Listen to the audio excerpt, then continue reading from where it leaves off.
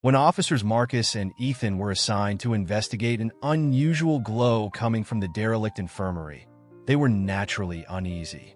In hindsight, perhaps they should have refused the task altogether, because what lay beyond the entrance would shock them so deeply that both decided to retire from active duty the very next day.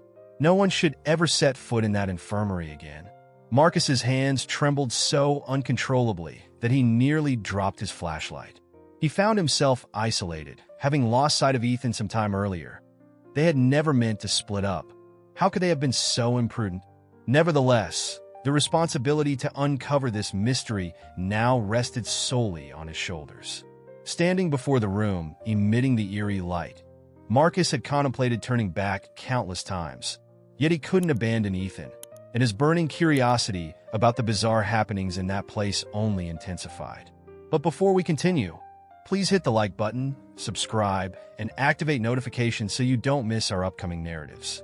It had started as an ordinary evening patrol through the city for Marcus and Ethan, the same route they traveled several times a week. This particular path was considered a sleeper route where nothing unusual ever occurred. The journey took them through industrial zones and aging districts where fewer residents lived as the years went by. The most striking landmark along the way was an old infirmary that had been abandoned for at least 6 years following its bankruptcy. That evening, as they neared the end of their shift, Marcus and Ethan had passed it twice, barely giving it any thought. Then suddenly, Marcus caught a glimpse of something out of the corner of his eye and immediately signaled Ethan to halt the car. Through one of the windows of the supposedly abandoned building, a peculiar light could be seen. Faint, yet unmistakable as dusk settled in. Neither officer had encountered such a phenomenon before, so they promptly contacted headquarters to report it. They were instructed that nothing or no one should be inside the infirmary and that only the two of them should investigate, as no backup was available at that moment. Part of Marcus already wished he hadn't reported the incident. The infirmary was massive, and neither officer was familiar with its layout. By the time they entered, darkness would likely envelop them completely. But with the assignment now in hand, they had no alternative. Ethan parked the vehicle, and the duo began to scale the perimeter fence. Since no key was available, this was their only entry point. The climb proved far more challenging than anticipated. The building was secured tightly, as were all of its entrances. The only solution Marcus and Ethan could conceive was to take the emergency stairs and then enter through the shattered windows. They pondered which door an intruder might have used if someone was indeed inside. Initially, they planned to search together, but it soon became evident that covering the entire structure would likely take the whole night, and Ethan was unwilling to invest that time. Reluctantly, against Marcus's better judgment, they split up to cover more ground, staying in touch via walkie-talkies, a plan that worked well for the first hour. They methodically cleared the first few wings without finding any signs of recent activity. However, when Marcus attempted to reach Ethan for an update, all he heard was static. Then, abruptly, everything fell silent, only to be shattered moments later by a blood-curdling scream echoing through the deserted corridors. There was no doubt in Marcus's mind that the scream had come from Ethan. He called out desperately, but received no reply, only a haunting silence. Quickly, Marcus withdrew into a nearby room and bolted the door. He then radioed headquarters to report the incident. They promised to send backup as soon as possible, but given the infirmary's distance from the station, help wouldn't arrive for at least 30 minutes. A delay that terrified Marcus, knowing too well what might befall his partner during that time. Determined not to waste another precious moment, Marcus took a deep breath and ventured back into the hallway. He had a rough idea of where Ethan might have been when the connection was lost and when the scream was heard. With his weapon firmly at the ready, he proceeded to the staircase and ascended a few flights to reach the level where Ethan was expected to be. Along the way, he noticed numerous boot prints near an open door, a detail he suspected was Ethan's handiwork, given his typically forceful approach during such operations. Marcus's instincts proved correct, and he soon discovered evidence of a struggle in the reception area of the wing. The scene was chaotic and recent, with various items overturned, leaving clean patches on the desk and floor. The final confirmation lay on the ground, a smashed walkie-talkie unmistakably belonging to Ethan. Although it was clear that Ethan was in danger, there was also a glimmer of hope. The absence of his body implied that he hadn't been overpowered completely, or perhaps he was still fighting to escape. However, without knowing which direction Ethan had taken or been led, Marcus only had a vague memory of where the mysterious light had originated. Reviewing a rough layout of the infirmary, he deduced that the light most likely emanated from the intensive care unit, a location not far from his current position and the only viable lead. While making his way toward the intensive care unit, Marcus observed that there were no overt signs of a struggle or evidence of someone being dragged through the corridors. Despite the infirmary's maze-like structure, he eventually reached the vicinity of the unit, as indicated by the still-hanging signage. Upon entering the department, another unsettling detail caught his eye. It was evident that people had been there recently. Chairs were arranged in circles throughout the hall, and there was no shattered glass or scattered fragments of machinery. Instead, the walls were covered with inscriptions in an unknown language and bizarre symbols drawn in a color that was strangely familiar. To Marcus's relief, these markings were old and faded, yet they did little to diminish the eerie resemblance of the scene to a bizarre crime scene from a horror story. Marcus called out repeatedly, hoping to hear a response. After several attempts yielded nothing but silence, it became apparent that if anyone were present, they were deliberately keeping hidden. Disappointed and increasingly desperate to find Ethan's voice, Marcus began to search every room in the unit.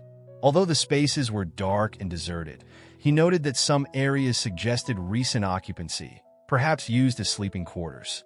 Despite the strangeness of the surroundings, nothing else provided any clues about the activities that had occurred or the origin of the strange light.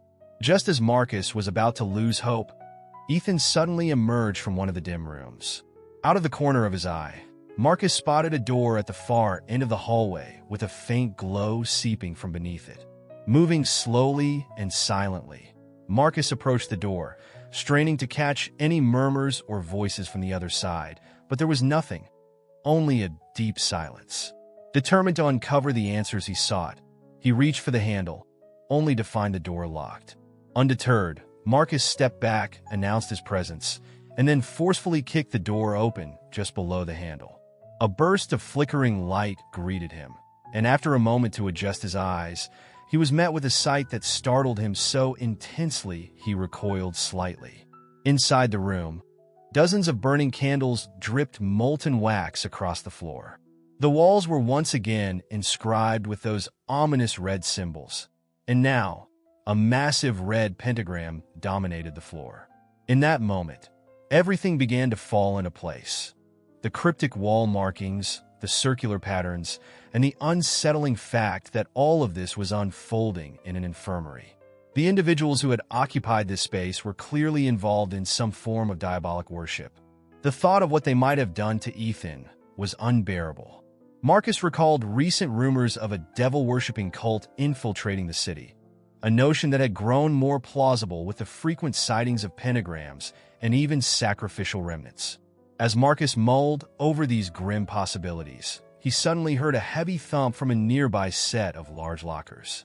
Although these lockers were locked, Marcus was not one to be deterred by such obstacles. Aware that an ambush might be imminent, he nonetheless decided to risk a swift strike.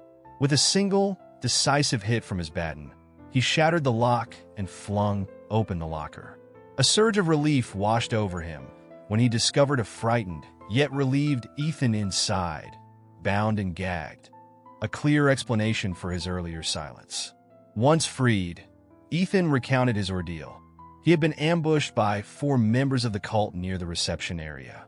Though he initially tried to fend them off, he soon realized the battle was unwinnable and opted to comply, resulting in his capture and transport to this chamber. He could only hazard a few guesses as to what they intended to do with him, and fortunately, nothing further had transpired. Nonetheless, they both knew they needed to return to headquarters immediately to report the incident. Marcus quickly snapped several photographs of the scene as evidence when a low, ominous humming began emanating from the hallway, accompanied by the sound of approaching footsteps. Realizing they were not alone, The duo rushed down the corridor, only to hear a piercing scream echoing behind them. Glancing back, they saw a group of figures clad in red robes, each holding a candle, apparently on their way to intercept Marcus and Ethan. For a brief, heart-stopping moment, everyone froze before chaos erupted. The robed cultists began chasing after Marcus and Ethan, who sprinted for their lives. Their only thought was to descend a few levels quickly in search of an exit, eventually locating the same staircase Marcus had ascended earlier. At the bottom, they discovered an exit door. Their third attempt had proven successful, as the door stood ajar.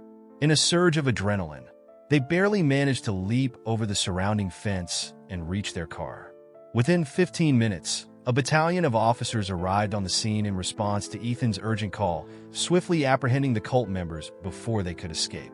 The entire ordeal had a profound impact on both officers.